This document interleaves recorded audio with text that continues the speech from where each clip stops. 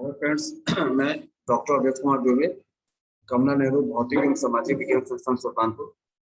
Students, आज के इस लेक्चर्स में हम चर्चा करेंगे मिश्रित अर्थव्यवस्था के बारे में। मिश्रित अर्थव्यवस्था, जैसे कि नाम से ही स्पष्ट है, एक ऐसी अर्थव्यवस्था जहां देश के अंतर्गत पूंजीवादी अर्थव्यवस्था और समाजवादी अर्थव्यवस्था दोनों पाई जाती है।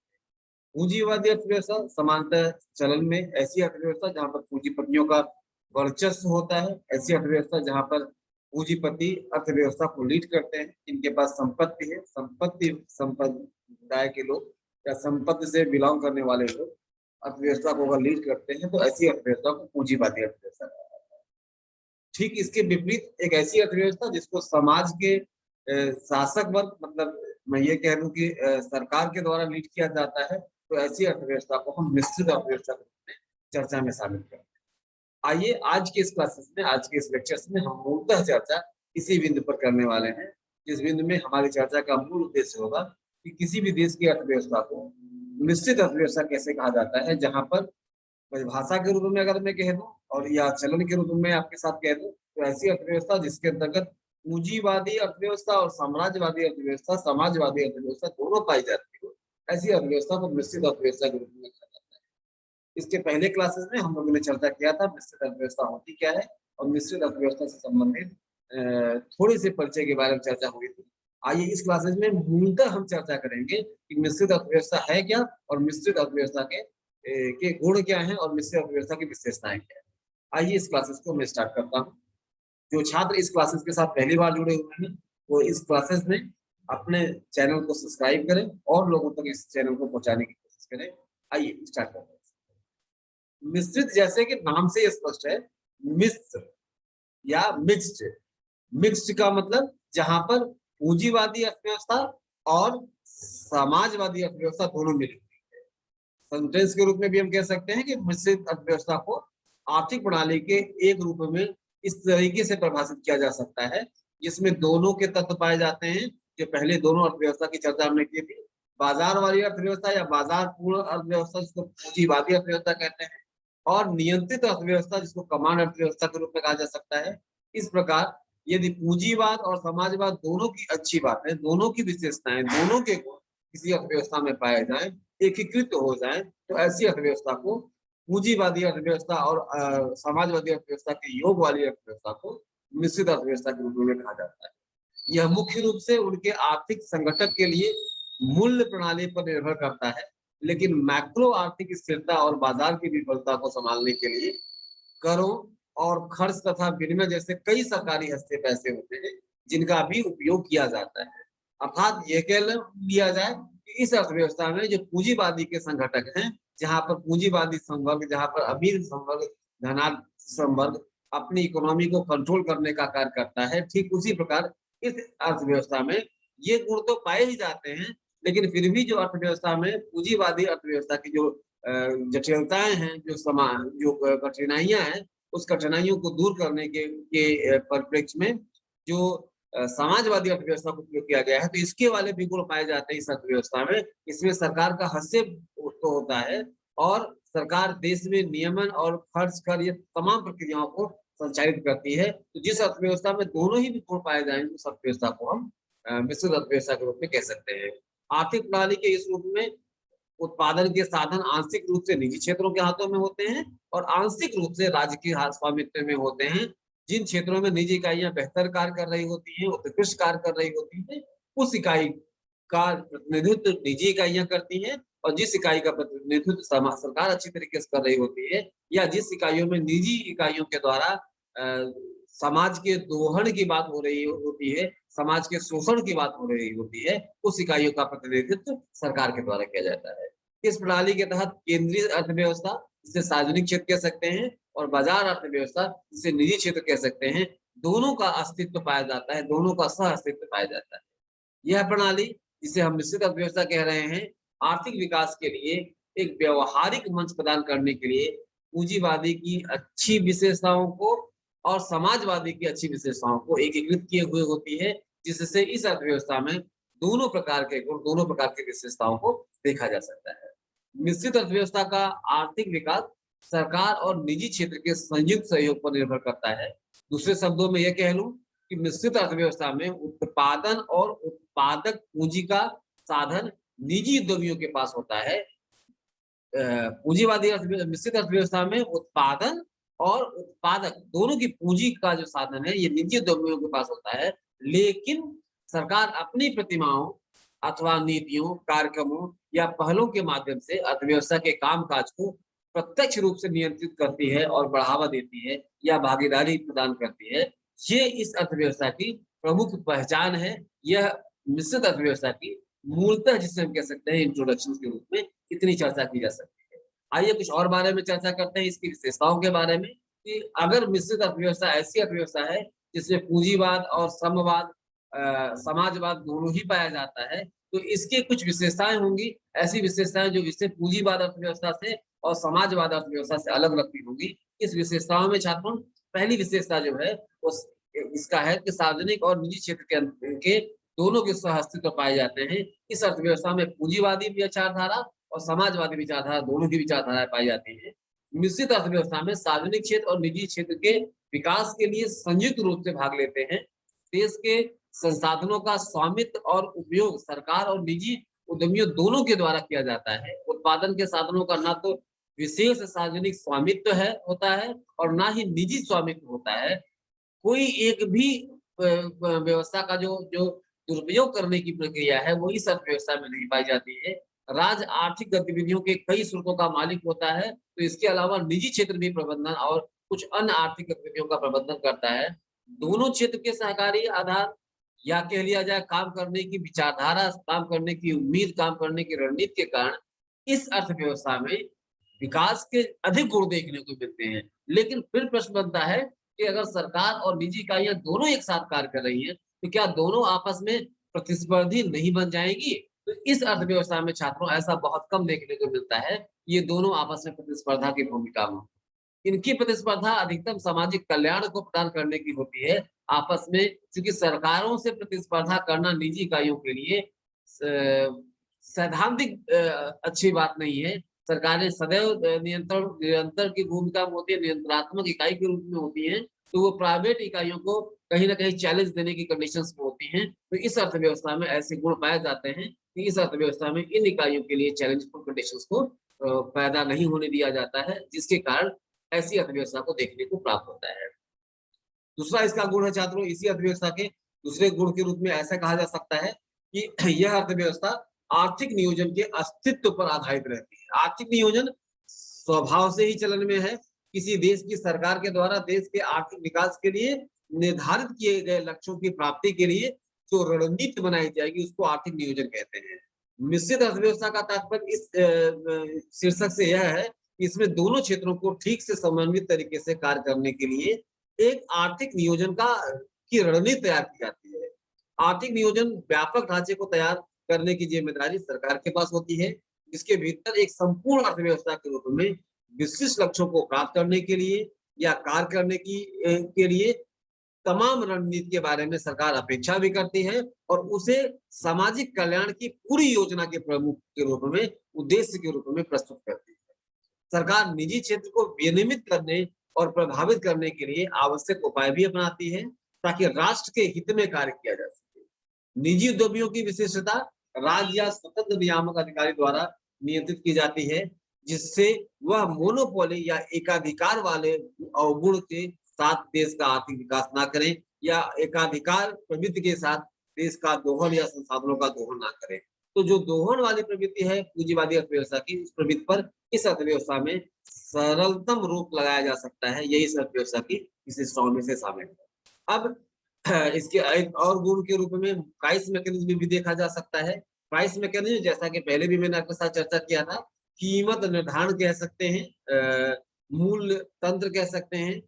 पूंजीवादी अर्थव्यवस्था में बाजार की मांग और पूर्ति के आधार पर वस्तुओं की कीमत का निर्धारण होता है।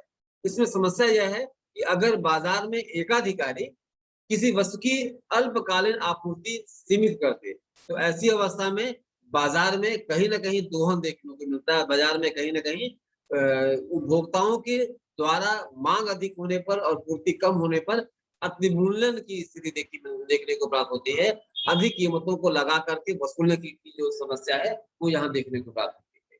लेकिन इस अर्थव्यवस्था में अगर छात्रों चर्चा किया जाए तो प्राइस मैकेनिज्म में निजी तंत्र को कीमत के निर्धारण का अधिकार तो है, लेकिन साथ ही साथ सरकारें भी उस तंत्र पर अपना नियंत्रण बनाए रखती है। तो या मैं ये कह दूं कि बाजार तंत्र और प्रशासनिक मूल्य निर्धारण संरचना निश्चित अर्थव्यवस्था की या निश्चित आर्थिक प्रणाली के महत्वपूर्ण घटक के रूप में है, तो ये इसकी विशेषताओं को अपने आप स्पष्ट कर देगा। निजी क्षेत्र के उत्पादन की कीमत मांग और आपूर्ति के बल पर बाजार का जो प्रभाव है वो तो तय होता ही है, लेकिन दूसरी तरफ सरकारी क्षेत्र द्वारा उत्पादित वस्तुओं और सेवाओं की कीमतों पर राज्य द्वारा निर्धारण किया जाता है, राज्य द्वारा नियंत्रण किया जाता है। अगर वह कीमतें एक सीमा से अधिक हो गई तो ऐसी अर्थव्यवस्था में सरकार उसका नियंत्रण स्थापित कर लेती है। तो इस प्रकार दोहरी कीमत निश्चित अर्थव्यवस्था का एक महत्वपूर्ण कार्य होता है। अगर प्राइवेट कंपनियां महंगी कीमत पर बेच रही होंगी उत्पाद को, तो सरकार उसे नियंत्रित करके उसे सस्ते कीमतों पर भी बेचने लगती है उसी उत्पाद को। तो ऐसी अवस्था में प्राइवेट कंपनियों को, निजी कंपनियों को पूंजीवादी अर्थव्यवस्थाओं पर नियंत्रण स्थापित हो जाता है। ये इस अर्थव्यवस्था की अगली विशेषताओं में से शामिल है। अगली विशेषता है छात्रों, उपभोक्ता संप्रभुता का संरक्षण। सामान्यतः निजी अर्थव्यवस्था में, जिसको हम पूंजीवादी अर्थव्यवस्था कहते हैं, ऐसी अर्थव्यवस्था में उपभोक्ताओं की संप्रभुता का संरक्षण सामान्यतः नहीं हो पाता है, क्योंकि यद्यपि ये कहा जाता है कि निजी अर्थव्यवस्था में या पूंजीवादी अर्थव्यवस्था में जो मालिक होता है, वो शासक होता है, या ये कह दिया जाए जो क्राउन होता है, प्रिंस होता है, वो वास्तव में उपभोक्ता होता है। लेकिन व्यवहार में ऐसा नहीं है। व्यवहार में जो उसको सबसे ज्यादा डोमिनेट करता है, जो सबसे ज्यादा उसका यूज करता है, लाभ अर्न करता है, उसमें कहीं ना कहीं उपभोक्ता के बजाय उत्पादन करता होता है, पूंजीवादी होता है। ऐसी अवस्था में छात्रों, पूंजीवादी अर्थव्यवस्था में उपभोक्ताओं के अधिकारों का संरक्षण, उपभोक्ताओं के लाभ के प्रति संरक्षण प्रदान नहीं किया जा पाता है, जबकि मिश्रित अर्थव्यवस्था में ऐसे गुण पाए जाते हैं। सरकारों की अर्थव्यवस्था, जिसको हम लोग सामाजिक अर्थव्यवस्था कहते हैं, वहां भी उपभोक्ता को संरक्षण इसलिए नहीं मिलता है क्योंकि सरकार का उद्देश्य होता है अधिकतम लोगों का कल्याण करना। ऐसी अवस्था में उत्कृष्ट वस्तुएं उपभोक्ता को नहीं मिल पाती है। जब मिश्रित अर्थव्यवस्था की बात करेंगे तो इस अर्थव्यवस्था के तहत उपभोक्ता अपनी पसंद की वस्तुओं और सेवाओं को खरीदने के लिए तो स्वतंत्र है एक तरफ, दूसरी तरफ निजी उद्यमी उपभोक्ता प्राथमिकताओं के अनुसार पर वस्तुओं और सेवाओं का उत्पादन करने के लिए स्वतंत्र है। तो वस्तुएं भी अच्छी तैयार होंगी और उपभोक्ता उन वस्तुओं के उपभोग के लिए स्वतंत्र भी है। लेकिन अगर अगर कोई उत्पादन करता महंगी कीमतों पर लेता है, वस्तु को बेचने की बात करता है, तो उसको बेचने के लिए सरकारें भी चलन में आ जाती हैं उसकी सब्सिट्यूशन उपलब्ध कराने के लिए। तो ऐसी अवस्था में सरकार द्वारा तैयार किए गए वस्तु नीतिगत ढांचे के तहत मूल्य नियंत्रण का उद्देश्य उपभोक्ता को निजी उद्यमियों के शोषण से बचाना हो जाता है। तो ऐसी अवस्था में बढ़ी हुई कीमतों को के दबाव पर दबाव बना करके निश्चित अर्थव्यवस्था निजी तंत्र को कंट्रोल करने का कार्य करती है, नियंत्रित करने का कार्य करती है। इससे उपभोक्ता को संरक्षण की स्थिति प्राप्त होती है। तो ये इसके एक अन्य गुण के रूप में देखे जा सकते हैं। आइए इसके और गुण की चर्चा किया जाए, जिसके अंतर्गत आता है दोहरा उद्देश्य। निजी अर्थव्यवस्था की बात कर लें, चाहे सामाजिक अर्थव्यवस्था की बात कर लें, दोनों ही अर्थव्यवस्था का एक एक उद्देश्य है। निजी अर्थव्यवस्था का उद्देश्य क्या है? अधिकतम लाभ। निजी पूंजीवादी अर्थव्यवस्था, पूंजीपति सदैव ये चाहता है उसे कितना अधिकतम लाभ की प्राप्ति हो सके, जबकि सार्वजनिक क्षेत्र के बारे में अगर हम कह लें तो इस अर्थव्यवस्था का उद्देश्य होता है अधिकतम सामाजिक कल्याण। अब दोनों ही अर्थव्यवस्था के इस गुणों में अगर विश्लेषण किया जाए तो बिना अधिकतम लाभ के देश का आर्थिक विकास होना संभव नहीं है। दूसरी तरफ अगर अधिकतम सामाजिक कल्याण की बात किया जाएगा तो अधिकतम संसाधनों का कुदोहन या उत्कृष्ट दोहन नहीं हो पाएगा। तो ऐसी अवस्था को, ऐसी चुनौती को, ऐसी स्थिति के लिए देश की अर्थव्यवस्था के लिए प्राप्त होने वाली चुनौतियों को मैनेज करने के लिए, नियंत्रित करने के लिए एक ऐसी अर्थव्यवस्था की आवश्यकता होती है जिसके अंतर्गत दोनों गुण पाए जाए। केवल सामाजिक कल्याण से देश का विकास नहीं होगा और केवल लाभ से देश का विकास नहीं होगा। देश में पूंजीपति भी चाहिए और देश में लोगों का कल्याण भी चाहिए। तो ऐसी अवस्था के लिए जो दोहरा उद्देश्य है वो सामाजिक अर्थव्यवस्था और पूंजी अर्थव्यवस्था का दोहरा उद्देश्य मिश्रित अर्थव्यवस्था में पाया जाता है। तो इसलिए कहा जा सकता है कि निजी उद्यमी केवल लाभ के लिए व्यवसाय करने का जो कार्य करता है वह भी इसमें पाया जाता है, और जो सार्वजनिक क्षेत्र उद्यम जो लाभ कमाने के लिए के बजाय सामाजिक कल्याण को ध्यान देते हैं वह भी उद्देश्य इस अर्थव्यवस्था में पाया जाता है। इसका प्रभाव ये होता है कि समाज में अधिकतम सामाजिक लाभ के द्वारा अपनी सफलता का न्याय भी बना रह जाता है और कहीं ना कहीं लाभ की प्रक्रिया भी बनी रह जाती है। तो इससे दोहरा लाभ, निजी लाभ का और सामाजिक लाभ, दोनों ही उद्देश्य का लाभ जो है वो इस अर्थव्यवस्था में देखने को प्राप्त होती है। यह निश्चित अर्थव्यवस्था के अन्य गुणों में, अन्य विशेषताओं में से एक है। अगली विशेषता है इसका श्रम की सुरक्षा। पूंजीवादी अर्थव्यवस्था में श्रम का खुद दोहन होता है, क्योंकि उद्यमी कीमत को कम करने के लिए या अत्यधिक लाभ कमाने के लिए, जैसा कि मार्क्सवादी सिद्धांत में भी आपने पढ़ा होगा, या मार्क्स के बारे में अगर पढ़ा जाए तो उसके बारे में चर्चा आती है। मार्क्स कहता है कि पूंजीपति जो है वह श्रमिक का दोहन करता है। तो ये चलन है, ये सामान्य सी प्रक्रिया है। अगर बाजार बाजार जो है पूंजीपतियों के हाथ में होगा तो श्रम के बजाय वह कहीं ना कहीं पूंजीगत संसाधनों का प्रयोग ज्यादा करेंगे, और पूंजी को श्रम के ऊपर तहरीज देना, प्राथमिकता देना, श्रम को कमजोर करना और श्रम का दोहन होता है। जबकि मिश्रित अर्थव्यवस्था में पूंजीवादी संगठना के विपरीत, पूंजीवादी आर्थिक प्रणाली के विपरीत श्रमिक कार्यों को अधिक बढ़ावा दिया जाता है। अब अगर देखा जाए तो जब मिश्रित अर्थव्यवस्था होगी तो सरकार कहीं ना कहीं प्राइवेट कंपनियों को या सार्वजनिक इकाइयों के द्वारा निजी इकाइयों को इस बात के लिए तैयार किया जाएगा कि वह पूर्णतः पूंजीवादी रणनीति पर कार्य ना करें। उनको कहीं ना कहीं प्रभावित होकर के श्रमवाद को भी संरक्षण प्रदान करना पड़ेगा, श्रमवाद को भी एक सीमा तक यूज करना पड़ेगा। तो इसीलिए निश्चित आर्थिक प्रणाली के तहत सरकार श्रम को सहित समाज में कमजोर वर्गों की रक्षा करती है, और आर्थिक और विधायी उपायों के मदद से सरकार निजी उद्यमियों के शोषण से श्रम को बचाने की कोशिश करती है। सरकार औद्योगिक विवादों को रोकने के लिए आवश्यक कदम भी उठाती है। तो ऐसी अर्थव्यवस्था में इसलिए कहा जाता है यह श्रमिकों के शोषण को रोकने के लिए अर्थव्यवस्था का को संरक्षण प्रदान करता है। अगली जो इसकी विशेषता है आर्थिक असमानताओं को दूर करना। निश्चित अर्थव्यवस्था में सरकार आय और धन की असमानता को दूर करने के लिए आवश्यक कदम उठाती है। सरकार पिछड़े क्षेत्र के जो लोग हैं, पिछड़े क्षेत्र के जो निवासी हैं, उनके विकास को बढ़ावा देती है। किंतु अगर जरूरत पड़ी तो पिछले क्षेत्रों के उद्यमी स्थापित करने के लिए, उनको व्यावसायिक प्रतिभागों में सहभाग देने के लिए सरकार के द्वारा अतिरिक्त संसाधनों का, अतिरिक्त उद्योगों का भी संचालन किया जाता है। यह इस अर्थव्यवस्था की एक अन्य विशेषताओं में शामिल है। तो यहाँ हम लोगों ने देखा छात्रों निश्चित अर्थव्यवस्था के जो मूल विशेषताएं थी उसके बारे में। अब आते हैं चर्चा में शामिल करते हैं कि निश्चित अर्थव्यवस्था के मूलतः गुण क्या है, किस गुण, किस विशेषताओं के कारण निश्चित अर्थव्यवस्था वास्तव में चलन में, वास्तव में जानी जाती है। तो इसके बारे में अगर देखा जाए छात्रों तो निश्चित अर्थव्यवस्था के जो प्रमुख गुण है वो दोनों क्षेत्रों के लाभ को संयोजित किया हुआ है। एक तरफ निश्चित अर्थव्यवस्था में पूंजीवादी विचारधारा है, दूसरी तरफ समाजवादी विचारधारा है। दोनों के गुण को सम्मिलित करते हुए, दोनों की बुराई को छोड़ करके यह देश के आर्थिक विकास को दोहरी गति या दोहरा संरक्षण प्रदान करता है। ये इसके सबसे प्रमुख गुणों में आता है। दूसरा है स्वतंत्रता की रक्षा। निश्चित अर्थव्यवस्था व्यक्ति की स्वतंत्रता की भी रक्षा करता है, तो साथ ही साथ उत्पादक की स्वतंत्रता की भी रक्षा करता है। इस प्रणाली के तहत व्यक्तियों के उपभोग को स्वतंत्रता प्राप्त होती है, व्यवसाय की पसंद या उद्यमी को भी स्वतंत्रता प्राप्त होती है। इसके साथ ही साथ उपभोक्ता और उत्पादनकर्ता दोनों को अपनी अभिव्यक्ति, अपनी पसंद, अपनी मांग, अपनी विचारधाराओं को रखने का पूर्ण अधिकार प्राप्त होता है, क्योंकि सरकार इन दोनों के राइट को संरक्षण प्रदान करने की भूमिका में होती है। तो इस नाते इस अर्थव्यवस्था की विशेषताओं में इस शब्द को भी वर्णन में शामिल किया जा सकता है। मूल तंत्र की सर्वोच्चता इसके अंतर्गत है। मूल्य तंत्र का मतलब कीमत तंत्र की बात कर रहा हूँ।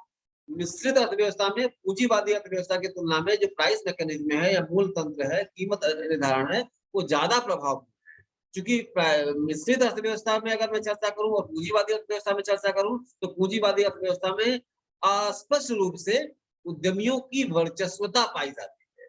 सिद्धांत में यद्यप कहा यह नहीं जाता है कि नहीं उद्यमी को लाभ प्राप्त होता है, अत्यधिक लाभ प्राप्त होता है, लेकिन व्यवहारिक दृष्टि से अगर देखा जाए छात्रों तो पूंजीवादी अर्थव्यवस्था में चूंकि उपभोक्ता यूनाइट नहीं हो सकता है, और यूनाइट चूंकि उनकी संख्या ज्यादा है और उत्पादनकर्ता जिसकी संख्या कम है, वो आपस में कार्टेल बना करके, संगठन बना करके किसी न किसी तरीके से बाजार में कीमत को प्रभावित करने में सफल हो जाते हैं। लेकिन जब हम निश्चित अर्थव्यवस्था की बात करते हैं तो इसके द्वारा अगर मान लिया जाए पूंजीपति अर्थव्यवस्था में कीमतों को बढ़ाने की बात करेगा, तो ऐसी स्थिति में एक तो सरकार उसकी परमिशन नहीं देगी या सरकार एक सीमा के बाद उसको रोकने का कार्य करेगी।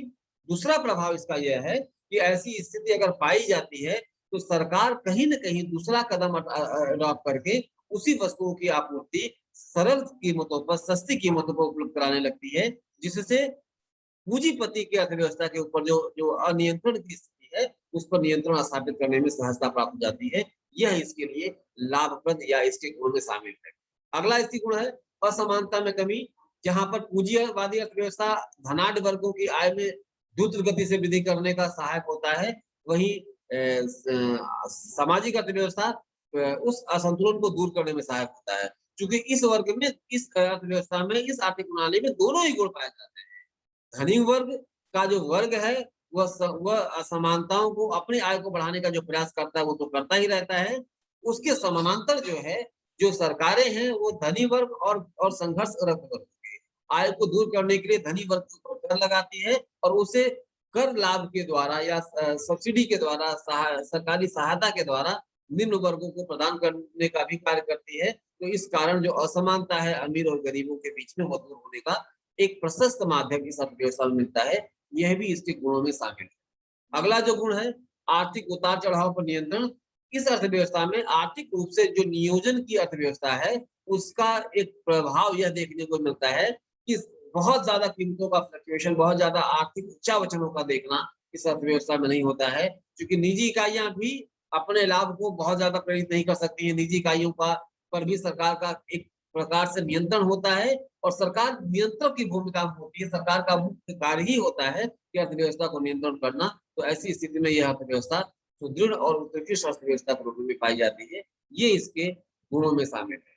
अब आइए इसी विषय के ऊपर चर्चा करते हैं। मिश्रित अर्थव्यवस्था अगर इतनी ही अच्छी है, तो क्या इसमें कुछ फॉल्ट नहीं है? कुछ तो कमियां होंगी, ऐसा तो हो ही नहीं सकता किसी अर्थव्यवस्था के अंदर सारे गुण ही पाए जाते हो। तो ऐसे अवगुणों में या ऐसी जो बाधाएं हम कह सकते हैं, उस बाधाओं में जो इनके अवगुण हैं, उनकी आइए चर्चा करते हैं। मिश्रित अर्थव्यवस्था से जो लाभ हैं, उनकी एक बार चर्चा कर लें और उसके बाद फिर इसके अवगुण की बात करेंगे। परिचालन की दृष्टि से अगर कहा जाए छात्रों, तो ये बहुत कठिनाई है। इसके अंतर्गत कैसी कठिनाई है? मिश्रित अर्थव्यवस्था को संचालित करना बहुत कठिन है, क्योंकि सार्वजनिक और निजी क्षेत्र को संतुलित करना और समायोजित करना लगभग मुश्किल हो जाता है। ये एक तरफ लाभ तो है, लेकिन कहीं न कहीं यह हानि का भी कारक है। इसे आप मिश्रित अर्थव्यवस्था की चुनौती के रूप में भी मान सकते हैं कि सरकार एक प्रणाली है और निजी एक दूसरी प्रणाली है। दोनों की अपनी स्वतंत्रता है। अगर दोनों को एक साथ मिलाया जाएगा, तो आपस में सामंजस्य अथवा संतुलन की समस्या उत्पन्न हो जाएगी और वह लाभ तो देती है, लेकिन उसके साथ ही साथ ये आवश्यक रूप से देश के लिए चुनौती का कारक बनती है, जिसे हम मिश्रित अर्थव्यवस्था के लाभ अथवा चुनौती के अंतर्गत, हानि के अंतर्गत देख सकते हैं। अगला है अत्यधिक नियंत्रण की संभावना है। कई बार ऐसा होता है कि मिश्रित अर्थव्यवस्था में सरकार बहुत भारी नियंत्रण, बहुत भारी दबाव निजी कंपनियों के ऊपर बना देती है।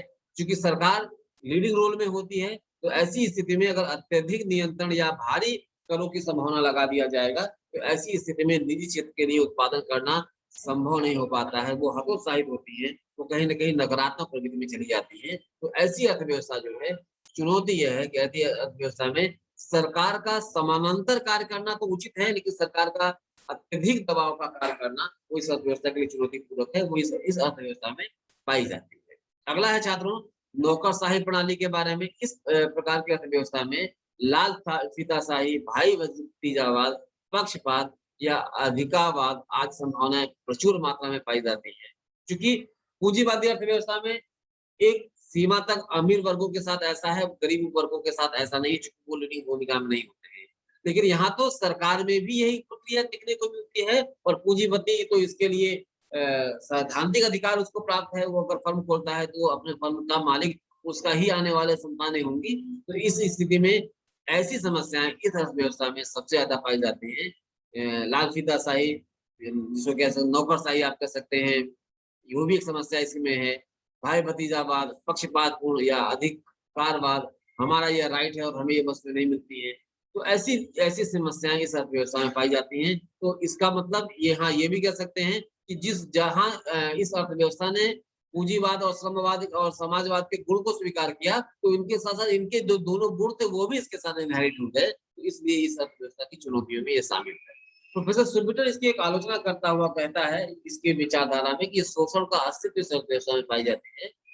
सुबिटर का मानना है कि पूंजीवाद ऑक्सीजन तंबू जैसा है के रूप में वर्णित किया जा सकता है। उनके अनुसार पूंजीवादी को केवल कुछ अस्थायी फायदे जैसे कि सामाजिक सुरक्षा और दबे कुचले वर्गों के उत्थान आदि की पेशकश के लिए ही माना जा सकता है।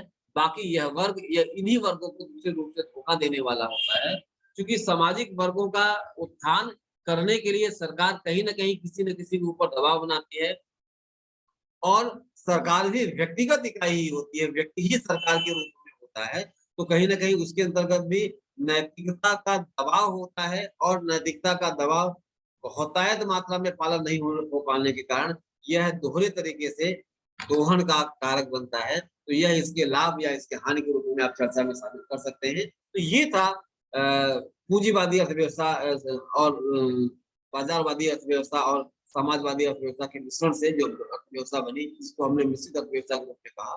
तो इसके कुछ गुण और दोष। इस क्लासेस में छात्रों हम लोगों ने मूलतः आज इस विषय पर चर्चा किया, वो विषय था मिश्रित अर्थव्यवस्था के बारे में। ये हमारे बीए फर्स्ट सेमेस्टर के बच्चों के लिए जो एक नेशनल एजुकेशन पॉलिसी का जो एक इकाई थी इकोनॉमिक सिस्टम, उसके तीनों अंगों की चर्चा इस तरीके से हम लोगों ने की। भारतीय अर्थव्यवस्था के बारे में अगर चर्चा में कर लूँ छात्रों, तो भारतीय परिप्रेक्ष्य में जो भारत में अर्थव्यवस्था लागू की गई है, वो मूलतः मिश्रित अर्थव्यवस्था का ही स्वरूप है। भारत में मिश्रित अर्थव्यवस्था ही चलन में है। अब भारतवर्ष में आप देख लीजिए, जितनी भी बुराइयों की बात की गई, वो सारी की सारी बुराइयां भारतवर्ष में भी पाई जाती है। हमारे यहाँ मिश्रित अर्थव्यवस्था है, पूंजीवादी का विकास हो रहा है। नियोजन के इतने सालों में जो संवर्ग पहले पूंजीपति थे, कमोबेश वही संवर्ग आज भी पूंजीपति है। तो इसका मतलब पूंजीपति का जो जो विस्तार है, वो इस अर्थव्यवस्था में किसी भी तरीके से बाधित नहीं हुआ है। ठीक है, आर्थिक विकास की रणनीति में जो विकसित है वो विकसित रह जाए, कोई प्रॉब्लम नहीं है। लेकिन इस सालों में हमारे निम्न वर्गों की भी आय स्तर बढ़ने चाहिए, जो कि यथेष्ट वृद्धि देखने को नहीं प्राप्त होती है। तो इस नाते आलोचनाओं की दृष्टि से देखा जाए, तो जो आलोचनाएं थी वह भी सही थी, लेकिन दूसरे तरीके से अगर इसके लाभ की दृष्टि को देखा जाए छात्रों, तो लाभ की दृष्टि से भी है। उत्थान जरूर बहुत बहुत बड़ा मात्रा में नहीं हुआ हो, लेकिन भारत जिन समस्याओं से स्वतंत्रता प्राप्ति के समय विकसित था, उनमें काफी कुछ सुधार देखने को प्राप्त हुआ है। तो इस दोनों ही रूप को अगर देखा जाए, तो मिश्रित अर्थव्यवस्था का पूरा एक एक एक परिदृश्य सामने आता है, पर इसका एक समेकित अध्ययन सामने देखने को मिलता है। तो इस रूप में छात्रों हम लोगों ने मिश्रित अर्थव्यवस्था और पूंजीवादी अर्थव्यवस्था के दोनों के अध्ययन को देखा है। तो आज की क्लासेज में छात्रों, आज के इस विषय पर जहाँ हम लोगों ने मिश्रित अर्थव्यवस्था की चर्चा करनी थी, पर्याप्त मात्रा में चर्चा आपके साथ हो चुकी है। अगली क्लासेज में हम एक नए विषय के साथ उपलब्ध होंगे, नए टॉपिक के साथ उपलब्ध होंगे। आई होप ये क्लासेज आपको अच्छे लग रहे होंगे। जो भी जैसा भी डिसीजन आपका हो इस क्लासेस के बारे में हमें कमेंट के द्वारा जरूर सूचित करिए, ताकि इस क्लासेस को और ज्यादा इफेक्टिव आप बनाया जा सके। आज की क्लासेस के लिए छात्रों धन्यवाद।